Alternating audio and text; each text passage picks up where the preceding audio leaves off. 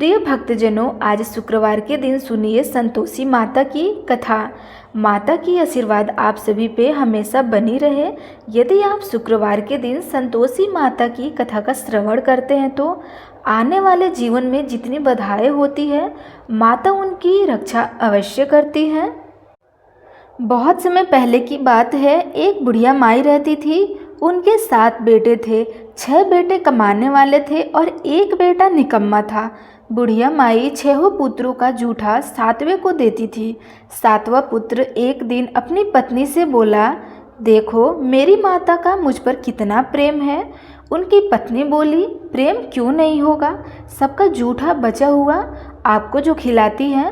वह बोला, जब तक आंखों से न देख लूं मान नहीं सकता। पत्नी ने हंसकर कहा, जब आप अपने आंखों से देखोगे तो मान लोगे ना। कुछ दिन बाद एक बड़ा त्यौहार आया। घर में 7 प्रकार के भोजन और चूरमा के लड्डू बने थे।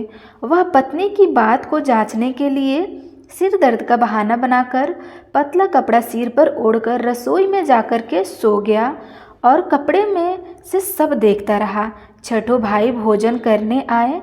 उसने देखा माँ ने उनके लिए सुंदर सुंदर आसन बिछाए, 7 प्रकार की रसोई परोसी और आग्रह कर के उन्हें भोजन कराती रही। वह देखता रहा। 6 भाई भोजन करके उठ गए। तब माँ ने उनकी थालियों में से लड्डुओं के टुकड़ों को उठाया और एक बहुत बड़ा लड्डू बनाया। जूठन साफ कर माँ ने उसे पुकारा, उठ बेटा उठ, तेरे भाइयों ने भोजन कर लिया है, तू भी उठकर भोजन कर ले। उसने कहा, माँ मुझे भोजन नहीं करना, मैं परदेश जा रहा हूँ। माता ने कहा, कल जाना हो तो आज ही जा। वह बोला, हाँ हाँ जा रहा हूँ। यह कहकर वह घर से निकल गया। चलते समय उसे अपनी पत्नी की याद आई। वह गौशाला में कंडे थाप रही थी। वहां जाकर वह बोला, मेरे पास आपको देने के लिए कुछ नहीं है, मेरे पास यह अंगूठी है, सो ले लो और अपनी कोई निशानी मुझे दे दो। उनकी पत्नी बोली, मेरे पास क्या है, यह गोबर भरा हाथ है। यह कहकर पत्नी ने उसकी पीठ पर गोबर के हाथ की थाप मार दी। वह चल दिया। चलते चलते दूर देश में पहुंचा। वहाँ एक साहूकार की दुकान थी। वहाँ जाकर बोला, सेठ जी मुझे नौकरी पर रख लो। साहूकार को नौकर की सख्त ज़रूरत थी। साहूकार ने कहा, काम देखकर तनख्वाह मिलेगी। उसने कहा, सेठ जी जैसा आप ठीक समझो। उसे साहूकार के यहाँ नौकरी मिल गई। वह वहाँ दिन रात काम करने लगा। कुछ दिनों में दुकान का लेन देन, हिसाब किताब, ग्राहकों को माल बेचना, सारा काम करने लगा। साहूकार के 7-8 नौकर थे। वे सब चक्कर खाने लगे, लेकिन उसने अपनी लगन, परिश्रम और ईमानदारी से सभी को पीछे छोड़ दिया। उसे अपने किए का फल मिला। सेठ ने भी उसका काम देखा और 3 महीने में ही उसे मुनाफे में साझीदार बना दिया। परिश्रम करते करते 12 वर्ष में ही वह नगर का नामी सेठ बन गया और सेठ अपना सारा कारोबार उस पर छोड़कर बाहर चला गया। इधर उसकी पत्नी पर क्या बीती वह सुने। सास ससुर उसे दुख देने लगे। गृहस्थी का काम करवा कर उसे लकड़ी लेने जंगल में भेजते थे। इस बीच घर की रोटियों के आटे से जो भूसी निकलती है उसकी रोटी बनाकर रख दी जाती और फूटे नारियल की नरेली में पानी दिया जाता। इस तरह दिन बीतते रहे। एक दिन जब वह जंगल में लकड़ी लेने जा रही थी, तब उसे रास्ते में बहुत सी स्त्रियां संतोषी माता का व्रत करते हुए दिखी। वह वहां खड़ी होकर पूछने लगी, बहन यह तुम किस देवता का व्रत कर रही हो और इसके करने से क्या लाभ होता है और क्या फल मिलता है? इस व्रत के करने की क्या विधि है? यदि तुम अपने इस व्रत का विधान मुझे समझा कर कहोगी तो मैं तुम्हारा बड़ा एहसान मानूंगी। उसने से एक स्त्री बोली, सुनो यह संतोषी माता का व्रत है। इसके करने से निर्धनता, दरिद्रता का नाश होता है, लक्ष्मी आती है, मन की चिंताएं दूर होती है, घर में सुख होने से मन को प्रसन्नता और शांति भी मिलती है, निपुति को पुत्र मिलता है, प्रीतम बाहर गया हो तो वह शीघ्र लौट आता है, कुंवारी कन्याओं को मनपसंद वर मिल जाता है, चलता मुकदमा खत्म हो जाता है, कलह कलेश की निवृत्ति हो, सुख शांति होती है, घर में धन जमा हो, धन जायदाद का लाभ होता है तथा और भी मन में जो कुछ कामना हो सब संतोषी माँ की कृपा से पूर्ण हो जाती है, इसमें संदेह नहीं है। वह पूछने लगी, यह व्रत कैसे किया जाता है, यह भी बताओ तो बड़ी कृपा होगी। वह स्त्री कहने लगी, बिना परेशानी श्रद्धा और प्रेम से जितना भी बन सके प्रसाद लेना, 5.25 पैसे से 5.25 आने तक तथा इससे भी ज़्यादा शक्ति और भक्ति के अनुसार गुड़ और चना ले लेना। हर शुक्रवार को निराहार रहकर कथा कहना सुनना, इसके बीच क्रम नहीं टूटना चाहिए। लगातार नियम पालन करना। सुनने वाला कोई न मिले तो घी का दीपक जलाकर उसके आगे जल के पात्र को रख कथा कहना, परंतु नियम ना टूटे। जब तक कार्य सिद्ध न हो नियम पालन करना और कार्य सिद्ध हो जाने पर व्रत का उद्यापन करना। 3 मास में माता पूरा फल प्राप्त करती हैं। यदि किसी के खोटे ग्रह हो तो भी माता 1 वर्ष में अवश्य उन्हें अनुकूल कर देती है। कार्य सिद्ध होने पर ही उद्यापन करना चाहिए, बीच में नहीं। उद्यापन में 2.5 सेर आटे का खाजा तथा इसी अनुसार खीर तथा चने का साग बनाना। 8 बच्चों को भोजन कराना। जहाँ तक मिले देवर जेठ भाई बंधु कुटुंब के लड़के लेना, न मिले तो रिश्तेदारों और पड़ोसियों के लड़के बुला लेना, उन्हें भोजन करा देना। यथाशक्ति दक्षिणा देना। माता का नियम पूरा करना। ध्यान रखना उस दिन घर में कोई खट्टी चीज़ या खटाई ना खाए। यह सुनकर वह वहाँ से चल दी। रास्ते में लकड़ी के बोझ को बेच दिया और उन पैसों से गुड़ चना लेकर माता के व्रत की तैयारी कर आगे चली। रास्ते में संतोषी माता के मंदिर में जाकर माता के चरणों में लौटने लगी। विनती करने लगे कि माँ, मैं दीन हूँ, निपट मूर्ख हूँ, व्रत के नियम कुछ नहीं जानती, मैं बहुत दुखी हूँ। हे माता, मेरा दुख दूर करे, मेरी तेरी शरण में हूँ। माता को दया आई। एक शुक्रवार बीता कि दूसरे शुक्रवार को ही उसके पति का पत्र आया और तीसरे शुक्रवार को उसका भेजा हुआ पैसा आ पहुंचा। यह देखकर जेठानी मुंह सिकुड़ाने लगी। इतने दिनों बाद इतना पैसा आया, इसमें क्या बड़ाई है। लड़के ताने देने लगे। काकी के पास अब पत्र आने लगे, रुपया आने लगा। अब तो काकी की खातिरदारी बढ़ेगी, अब तो काकी बुलाने से भी नहीं बोलेगी। बेचारी सरलता से कहती, भैया पत्र आया, रुपया आया तो हम सबके लिए अच्छा है।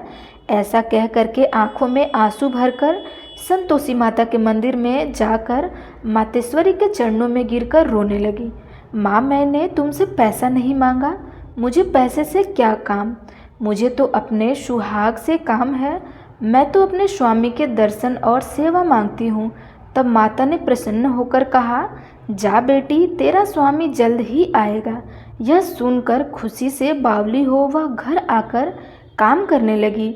संतोषी माँ विचार करने लगी, इस भोली पुत्री से मैंने कह तो दिया है कि तेरा पति शीघ्र आ जाएगा, पर आएगा कहाँ से। वह तो इसे स्वप्न में भी याद नहीं करता, उसे इसकी याद दिलाना तो मुझे ही जाना पड़ेगा। संतोषी माता ने उस बुढ़िया के बेटे को स्वप्न में समझाया, पुत्र, तेरी घरवाली कष्ट उठा रही है। वह बोला, माता, यह तो मुझे भी मालूम है, परंतु क्या करूं, वहाँ कैसे जाऊं। परदेश की बात है, लेन देन का सारा हिसाब किताब है, कोई जाने का रास्ता नज़र नहीं आता। आप ही कोई राह दिखाइए कि वहाँ कैसे जाऊं। माँ कहने लगी, सवेरे नहा धोकर संतोषी माता का नाम लेकर घी का दीपक जलाकर दंडवत कर और दुकान पर जा बैठना। देखते देखते तेरा लेन देन चुक जाएगा, जमा माल बिक जाएगा, साँझ तक होते होते धन का ढेर लग जाएगा। वह अगले दिन सुबह बहुत जल्दी उठा। उसने अपने मित्र बंधु परिचित को स्वप्न में माता दर्शन दी है ये बात सुनाने लगा। वे सब उसकी बात सुनकर उसकी खिल्ली उड़ाने लगे। वे कहने लगे कि कहीं भी सपने की बात भी सच्ची होती है क्या। एक बूढ़ा व्यक्ति बहुत समझदार था। वह बोला, देखो भाई, मेरी बात मानो, इस तरह साय या झूठ कहने से बदले देवता ने जैसा कहा वो वैसा करेंगे। तेरा क्या जाता है। बूढ़े की बात मानकर नहा धोकर उसने संतोषी माता को प्रणाम किया। फिर घी का दीपक जलाकर दुकान पर जा बैठा। शाम तक धन का ढेर लग गया। वह हैरान हुआ, मन में संतोषी माता का नाम ले रहा था। प्रसन्न होकर घर जाने के वास्ते गहना कपड़ा व सामान खरीदने लगा। सब काम से निपटकर अपने घर को रवाना हुआ। उधर उसकी पत्नी जंगल में लकड़ी लेने गई थी। लौटते वक्त थक जाने के कारण संतोषी माता के मंदिर पर विश्राम करने बैठ गई। यह तो उसका रोज रुकने का स्थान था। धूल उड़ती देख उसने माता से पूछा, हे माता, यह धूल कैसी उड़ रही है। माँ ने कहा, हे पुत्री, तेरा पति आ रहा है। अब तू ऐसा कर, लकड़ियों के 3 बोझ बना। एक नदी के किनारे रख, दूसरा मेरे मंदिर पर और तीसरा अपने सिर पर रख। तेरे पति को लकड़ी का गड्ढा देखकर मोह पैदा होगा। वह वहाँ रुकेगा। नाश्ता पानी बना खाकर माँ से मिलने जाएगा। तू लकड़ी का बोझ उठाकर जाना और बीच चौक में गड्ढा डालकर 3 आवाज़ें जोर से लगाना। लो सासू जी, लकड़ियों का गड्ढा लो, भूसी की रोटी दो, नारियल के खोपड़े में पानी दो। आज कौन मेहमान आया है। संतोषी माँ की बात सुनकर वह बहुत अच्छा माँ कहकर प्रसन्न मन में लकड़ियों के 3 गड्ढे बना लिए। एक नदी के तट पर, दूसरा माता के मंदिर पर रखा। इतने में ही मुसाफिर वहां आ पहुंचा। सूखी लकड़ी देख उसकी इच्छा हुई कि अब यहीं विश्राम कर और भोजन बनाकर खा पी लेकर घर चलते हैं। इस प्रकार भोजन कर विश्राम कर वह अपने गांव में आ गया। उसी समय बहू सिर पर लकड़ी का गट्ठर लिए आई। उसने गट्ठर आंगन में डाला और जोर से 3 आवाज़ें दी। लो सासू जी, लकड़ी का गट्ठर लो, भूसी की रोटी दो और नारियल के खोपरे में पानी दो। आज मेहमान कौन आया है। यह सुनकर सास ने अपने दिए हुए कष्टों को भुलाने हेतु कहा, बहू, तू ऐसा क्यों कहती है। तेरा मालिक ही तो आया है ना। बैठ, मीठा भात खाकर कपड़े गहने पहन ले। पत्नी की आवाज़ सुनकर उसका स्वामी बाहर आया और उसके हाथ में पहनी अंगूठी देख व्याकुल हो गया। उसने माँ से पूछा, माँ, यह कौन है। माँ बोली, बेटा, यह तेरी पत्नी है। आज 12 वर्ष हो गए जब से तू गया है। तब से सारे गांव में जानवर की तरह भटकती फिरती है। काम काज कुछ नहीं करती, 4 समय खाकर पड़ी रहती है। अब तुझे देखकर भूसी की रोटी और नारियल की खोपरे में पानी मांगती है। वह बोला, ठीक है माँ, मैंने इसे भी देखा है और तुम्हें भी। अब मुझे दूसरों घर की चाबी दो, मैं उसमें रहूँगा। ठीक है बेटा, तेरी जैसी मर्जी।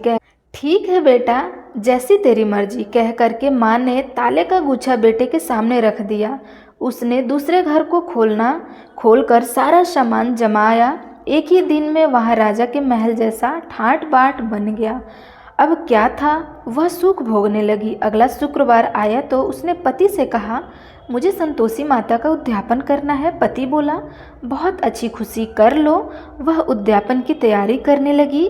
जेठ के लड़कों को भोजन के लिए कहने लगी। उन्होंने मंजूर किया, परंतु पीछे से जेठ लड़के भोजन करने आए। खीर पेट भर खाई, परंतु बाद में याद आते ही कहने लगे, हमें कुछ खटाई खाने को दो। खीर खाना हमें भात नहीं। देखकर अरुचित हो गई। लड़के उठ खड़े हुए, बोले, पैसा लाओ। भोली बहू कुछ जानती न थी, उसने उन्हें पैसे दे दिए। लड़कों ने बाजार जाकर उन पैसों से इमली खरीदी और खाई। यह देखकर बहू पर माताजी ने कोप किया।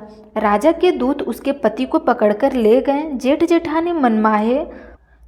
जेठानी मनमाने खोटे वचन कहने लगे। लूट लूट कर धन इकट्ठा कर लाया था, सो राजा के दूत उसे पकड़ ले गए। अब सब मालूम हो गया। जब जेल की रोटी खाएगा, बहू से यह वचन सहन नहीं हुआ। वह संतोषी माता के मंदिर में गई और कहने लगी, माता, तुमने यह हंसा करके क्यों रुलाने लगी। माता बोली, पुत्री, तूने मेरा व्रत भंग कर दिया, इतनी जल्दी सब बातें भूल गई। वह बोली, माता, भूली तो नहीं हूँ, न कुछ अपराध किया है। मुझे तो लड़कों ने भूल में डाल दिया, मुझे क्षमा करो माँ। माँ बोली, ऐसी भूल भी कहीं भूल होती है क्या। बेटी बोली, माँ अब भूल नहीं होगी। अब बताओ मेरे पति कैसे आएंगे। माँ बोली, पुत्री जा, तेरे पति तुझे रास्ते में ही आते मिलेंगे। वह मंदिर से निकलकर बाहर आई तो रास्ते में उसे अपना पति आता हुआ मिला। उसने पूछा, कहाँ गए थे। पति ने बोला, इतना धन जो कमाया है उसका कर राजा ने मांगा था, वह भरने गया था। वह प्रसन्न होकर बोली, भरा हुआ, अब घर चलो। फिर अगला शुक्रवार आया। वह बोली, मुझे माता का उद्यापन करना है। पति ने कहा, ठीक है, करो।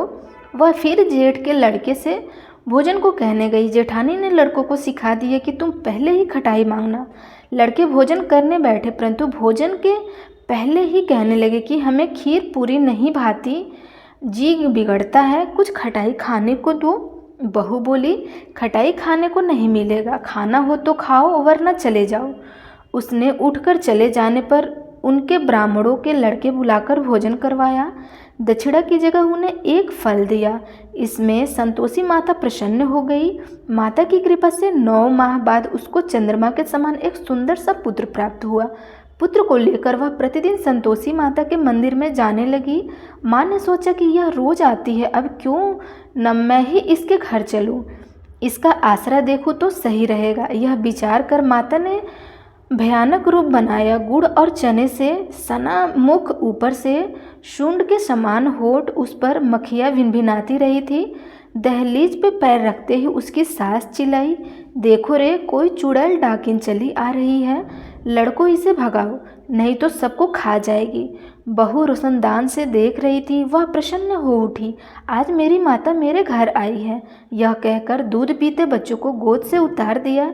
इस पर उसकी सास क्रोध में भरकर बोली, अरे राण, इसे देखकर कैसे उतावली हुई जो बच्चों को पटक दिया। इतने में माँ के प्रताप से जहाँ देखो वहाँ लड़के ही लड़के नजर आने लगे। बहू बोली, माँ जी, मैं जिनका व्रत करती हूँ यह वही संतोषी माता है। इतना कहकर उसने झट से घर के सारे किवाड़ खोल दिए। सबने माता के चरण पकड़ लिया और विनती कहकर करने लगे कि हे माता, हम मूर्ख हैं, अज्ञानी हैं, तुम्हारे व्रत की विधि हम नहीं जानते। तुम्हारा व्रत भंग कर हमने बड़ा अपराध किया है। माता, आप हमारे अपराधों को क्षमा करें। हे माता, आप हमारे अपराधों को क्षमा करो। इस प्रकार बार बार कहने पर संतोषी माता प्रसन्न हुई। इसके बाद उसकी सास कहने लगी, हे संतोषी माता, आपने बहू को जैसा फल दिया वैसे सबको देना। जो यह कथा सुने या पढ़े उनका मनोरथ पूर्ण करना। तो आप सब प्रेम से बोलिए, संतोषी माता की जय।